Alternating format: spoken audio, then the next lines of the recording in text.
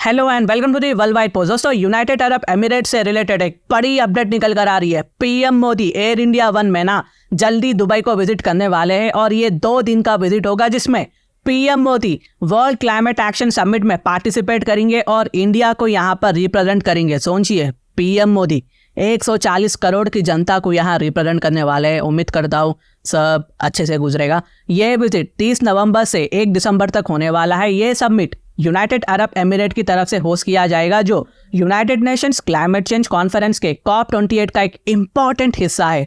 अब जिसको ये नहीं मालूम COP28 क्या है, देखो, पहली बात, COP28 यानी 28 conference of the parties to the United Nations framework convention on climate change, जिसे शॉर्ट फॉर्म में UNFCCC भी कहा जाता है। ये एक बड़ा इंटरनेशनल क्लाइमेट चेंज कॉन्फ्रेंस है, जहां वर्ल्ड लीडर्स, गवर्नमेंट ऑफिशियल्स और सिविल सोसाइटी के रिप्रेजेंटेटिव एक साथ मिलकर ग्लोबल क्लाइमेट एक्शन के बारे में डिस्कस करते हैं और नेगोशिएट करते हैं क्या हम कर सकते हैं ताकि क्लाइमेट चेंज को कंट्रोल में ला सके, जो इस UAE COP28 में ये होने वाला है। इस कॉन्फ्रेंस में 190 से ज्यादा देशों के रिप्रेजेंटेटिव शामिल है। साथ ही इंटरनेशनल ऑर्गेनाइजेशन समेत बिजनेस और NGO के डेलीगेट्स भी शामिल होंगे। इस कॉन्फ्रेंस में पेरिस एग्रीमेंट के कमिटमेंट्स को भी इम्प्लीमेंट किया जाएगा और क्लाइमेट चेंज के अर्जेंट चैलेंजेस को भी ज्यादा यहाँ फोकस किया जाएगा। देखो, सीधा सीधा बोलूँ तो COP28 UNFCCC का 28 एनुअल मीटिंग है, जिसे दुनिया के लगभग हर देश ने क्लाइमेट चेंज से निपटने के लिए ट्रीटी साइन कर रखा है।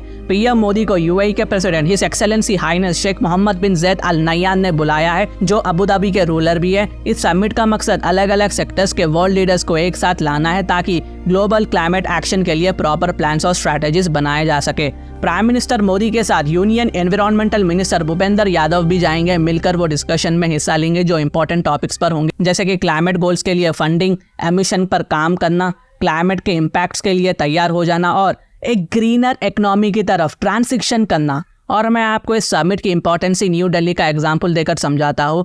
आपको मालूम होना चाहिए कि न्यू दिल्ली में हाल ही में एयर पोल्यूशन बहुत ही ज़्यादा बढ़ गया था, धुआं ही दिख रहा था, और इसका रीज़न हम इंसान ही है गाइस। अब इसको कंट्रोल में लाने के लिए दिल्ली गवर्नमेंट क्लाउड सीडिंग का इस्तेमाल कर रही है। ये बेसिकली एयरप्लेन के जरिए आर्टिफिशियल रेन करवाने का एक तरीका है ताकि थोड़ा बहुत हालत को कंट्रोल में लाया जा सके, लेकिन ये टेम्पररी सोल्यूशन है। हमें एक परमानेंट सोल्यूशन की ज़रूरत है।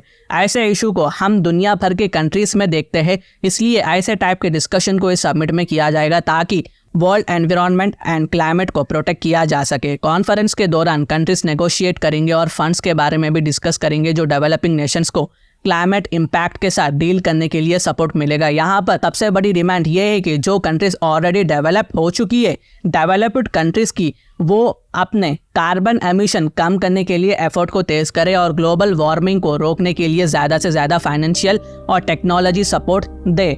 इंडिया ने एक्टिवली क्लाइमेट चेंज इनिशिएटिव में हिस्सा लिया। प्राइम मिनिस्टर मोदी ने COP26 में ग्लासगो में 5 अमृत के नाम से जाने जाने वाला 5 खास टारगेट अनाउंस किए थे। अगर आपको अच्छे से याद हो तो उन्होंने mission lifestyle for environment life भी इंट्रोड्यूस किया था, जो इंडिया की कमिटमेंट को सस्टेनेबल लिविंग की तरफ दिखाता है। मिनिस्ट्री ऑफ एक्सटर्नल अफेयर्स ने भी ये हाईलाइट किया कि COP28 एक यूनिक अपॉर्चुनिटी है, एक तरह का कलेक्टिव एक्शन है क्लाइमेट चेंज के खिलाफ मजबूती से लड़ने के लिए।